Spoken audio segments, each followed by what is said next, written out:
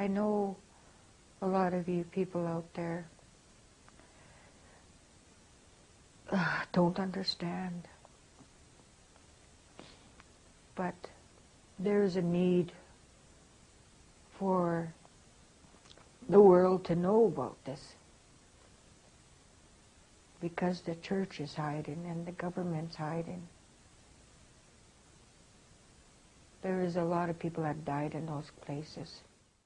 When the Lord your God brings you into the land you are entering to possess, and drives out before you many nations, and you have defeated them, then you must destroy them totally. Make no treaty with them, and show them no mercy. Do not allow any of them to live. This is what you are to do to them.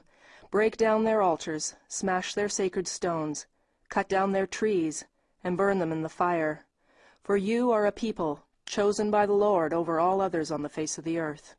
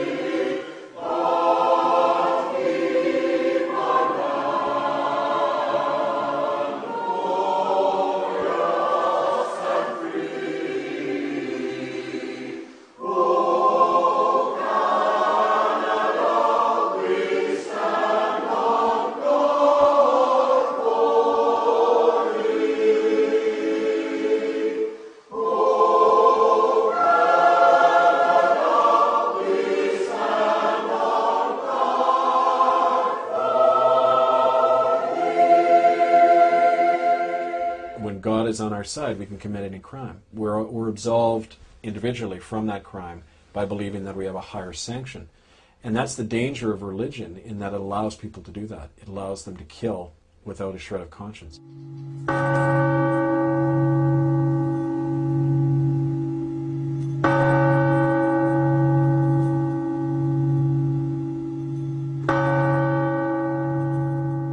The church knows where our children are buried. 50,000 died. Even in the sunlight, the Alberni Valley was draped in fog that first morning I arrived there in the spring of 1992. Jesus once said that when we welcome the stranger, we're actually welcoming him. But how could I have known that by opening my door to him and to so many others, I would be closing the door to all that I knew? Nothing was clear to me at first. I felt like I was on the brink of something, like standing on a dock waiting. What was clear was that I was heading for a job interview at St. Andrew's United Church in Port Alberni on Canada's west coast, where I hoped to become the minister. When I walked through the doors of that church, I knew there was a deeper purpose that had brought me there. And sure enough, I got the job. There were no Native people in my church when I got there. You know, there was like 20 people in the pews on a Sunday, and they were all white. They were like retired loggers and millwrights, and about a third of the population was Native, and there were no Indians in any of the white churches. There were no Indians working in the stores anywhere, you know. It was just a totally apartheid, and it still is. It's very much an apartheid kind of community. And that's actually one of the things that got me interested. Just a little anecdote. When I went up at the end of the first service, I went up to the chair of my board and I said, you know, Fred, it's kind of odd there aren't any Indians around, you know, like, where are they all? And he got really defensive, and he said, well, they keep to themselves, we keep to ourselves, and everybody likes it that way. And so when I went out to I got called out to the local Seychat Reserve to conduct a wedding a few weeks later. I asked a man who I was marrying, Danny Gus his name was. He was a retired native fisherman, and he had gone to the Alberni school. And I asked him kind of innocently why there were no Native people in church, and he finally said to me, they killed my best friend in the residential school. He's buried in the hill out back, and the church people all know it. They don't want us in their church. So it's kind of like right away, bang, it was in my face. this reality, these two worlds living side by side, not just native and white, but kind of an official world, the official history, and then the unofficial buried history. But Danny Gus wasn't the only Indian who told me of murders in my church's residential school. In my first year as minister at St. Andrews, I spent most of my time just visiting people and getting to know them. That was my job. And my first job was really to open up my church to as many people as possible, including the native population. In doing that, as more and more people came into the church, I gave them a platform. They began to talk about crimes they witnessed in the Alberni Residential School, which was run by the United Church for over 50 years. And they described children being killed. They described pedophile rings where children were being passed around between the Indian agent and the priest and other people like that. Yeah, I had an open pulpit policy, so after my sermon, people could get up and comment on it or share any of their own thoughts in that. And in the native... What did the whites do? Well, the whites would get up, occasionally a logger would get up and defend the logging and that kind of thing. And, people had the chance to say whatever they wanted.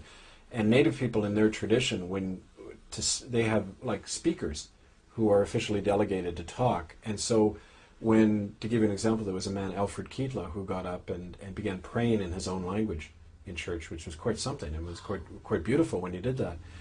But then, as speaker, he began to talk about other things, and other people who got up would then share stories of children being murdered in the Alberni Residential School. That was later confirmed by a woman called Harriet Nahani, who actually witnessed a murder of a little girl by the principal of the Alberni School in 1946. Well, this fellow who Harriet claims killed a little girl called Maisie Shaw, his name was Alfred Caldwell, and his daughter was right in the congregation. She was part of the old guard of my church. Did you believe it? Well, when people who don't know one another keep telling the same story over and over again, even if you're skeptical, you have to accept the fact that, it's a commonly told story. And when people began to go further and tell me things that I found later being validated in documents, then you can't deny it.